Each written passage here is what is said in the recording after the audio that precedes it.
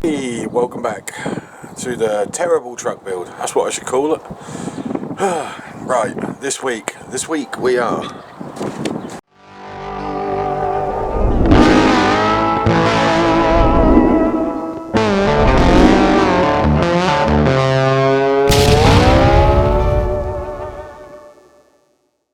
going to try and get this thing moved. That's me first priority on the truck.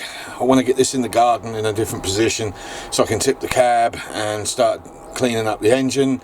And at some point during the next few months I want to start getting all the gear changed underneath so we can get this thing prepped for an MOT. There's a lot of rubber under there that's perished.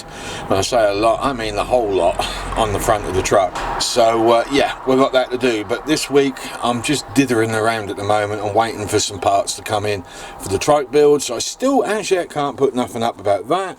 So I think what we'll do is we'll pick up where we left off the last time. I put the steering wheel on. As you can see, that's not there at the moment. The gauge cluster that's at fault, I'm going to have to put that one on a shelf for the moment.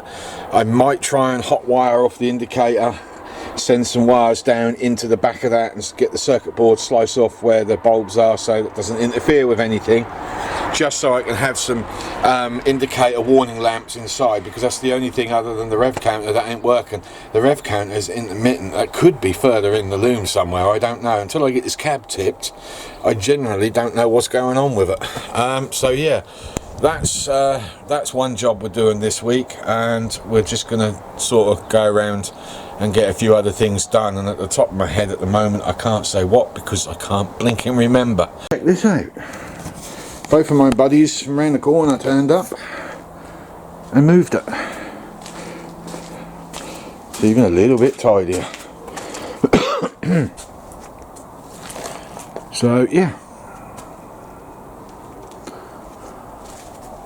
I'm well pleased. We'll clean up the grass tomorrow, even though it's supposed to be this no cut grass month, but I've got enough wildlife going on in the garden, so around the back, so we'll get that all cut, neaten it all off, put a couple of bins in front. Jobs are good. Now she's still giving me running troubles as well.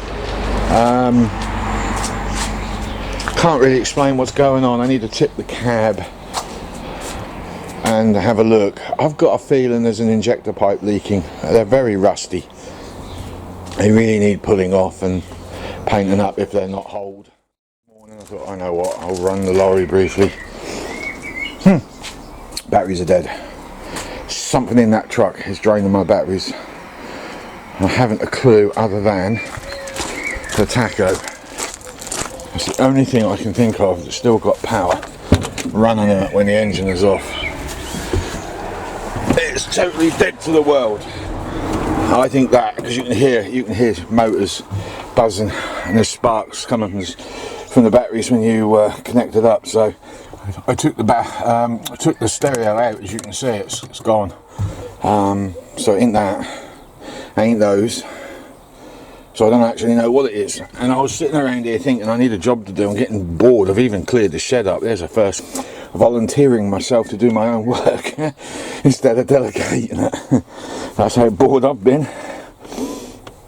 So yeah, today, Saturday, should be putting a video up.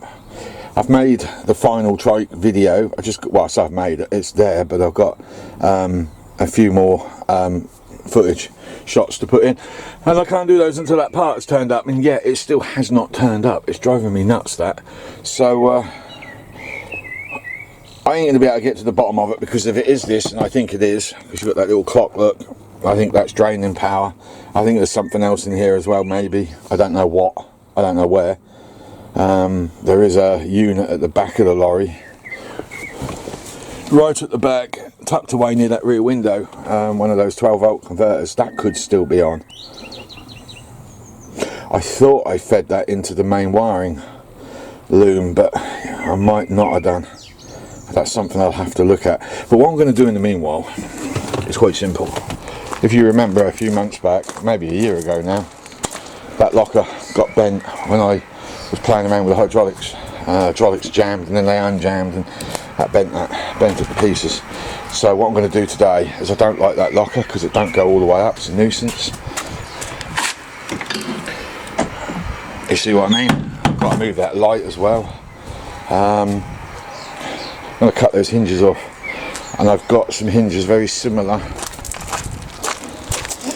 to those.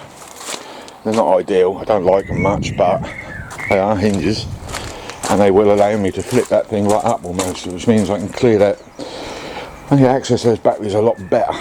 So it gives me an opportunity to straighten all that panel work out. It gives me an opportunity to straighten the bar out, but not only that, it gives me access.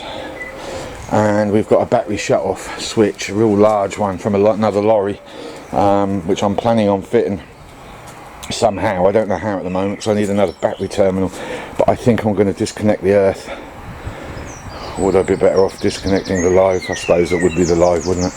So when I'm not using it, I can reach in. There's going to be a locker somewhere on here, like one of them pipes. I can run my hand in there off. So I've got to snip the wires to the lights, which will give me an opportunity to seal the wiring down properly as well, and then put a plug in. So that's what I'm doing today, and I'm going to just dedicate the whole video to that for you. I've got the locker off. However, that bend in the middle has taken out the welds on that side. It's really weak and unsafe, and I'm kind of glad that did bend, really, because with all the vibrations of the lorry, there's a chance that could have fell off whilst driving along. Now I have another one of those braces already behind here. I don't actually need it, it was just there to hang the door, but since thinking about it, because that upper edge is all knackered anyway, but I don't want to throw the door away, and because this piece of alley trim is all wonky because I'm as blind as a bat and lazy, I think we'll remove the trim, get some flat plate ordered in, and we'll hang a piece of flat off that as a new piece of trim painted up, and then we'll put the hinges on that and then join them onto that, or vice versa. I have some more trim there that I could put along there, and we could actually replace the trim, put some flat plate on there about 3 inches, welded in place, because that's going in the shed, so I could trim that up and just leave a little underhook for the metal to hide the join of the fiberglass, and go from there really, and join it to the actual locker itself, so when the locker slides out, that door slides out with it. It just leaves me with one small problem. The locking mechanism. So we're going to have to hang a lock, because originally that was it. So we will now have to hang a new lock, a rod or something, or a shaft going down that can attach the locker to that. I don't have any choice. This is probably going to be the only way this is going to work. Also going to have to get some leads as well, so I'm going to disconnect the battery and charger up over the weekend. This is all I'm doing today, is cutting that angle off and taking that into the shed. I might drill out those rivets, but other than that, I don't see me doing anything else. There's not a lot else I can do. If I could find some T-section, that would be ideal, because I could then weld the T-section to the underside of that steel and then gunk it up underneath, but I don't think he's got any of that down there. Don't actually know what they have got. So yeah, it's a nice big piece of steel under this that I can bolt to, as you can see, I hope. So the bolts will go through that nicely, and that'll be something a hell of a lot more stronger. The only thing, and this is why it's against my better judgment, is because if I wallop something on that, it could take the whole slide out, damage it. That's what I'm concerned about. So we'll finish cutting that off. I think I should really start from this side, because that's where the crack is. Get that angle out, get rid of that, that's junked, and we'll disconnect the battery and charge up, and that's it. That's all I'm doing. I might even upload this later on so you can see where we're heading. We've had a bit of a, as I was saying before, there isn't a lot to this video. So the locker's now gone. I've cut the bar out. I've taken that piece of trim off. I've now made a really rudimentary bracket, which is now fixed to the base of that. I need to replace this. The vibration of that lorry, I can see that snapping and then falling to the ground. Now that is going to be a problem because it will shut the engine right down. So we're going to try and replace it, see if we can find an identical one of these. We'll cable clamp down with some P-clips, tidy all this up. I don't even know what that's for. So yeah, between now and Monday I think we'll charge the batteries back up and move forward on what we're doing. Very much so. Friggin' lorry. I don't like this thing anymore, but it is. I'm kind of stuck with it, whether I want it or not. On a positive side though, I have figured a way of getting the bike on the back, any bike. There's a slide out at the back of that, and I think I will make some fixing brackets to that slide out.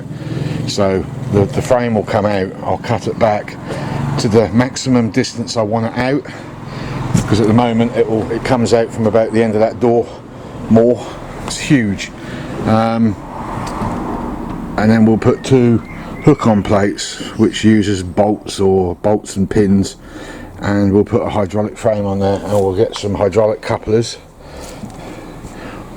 and we'll put another hydraulic pack in the back somewhere coupled up to that so it's remote, and go from there really. That will come down, and then you swing a gate out like a tailgate on a pickup truck. You roll the bike on, you lock the tailgate so it can't bounce up and down, and then it goes back up again, and then you strap the bike out, and we can get it as high as we want so nobody can steal the bike. Simples. So this is a run up to do video really. Next week we're going to tackle this. We've got to neaten it up no end because it's just a plain blinking mess. I could afford some alley.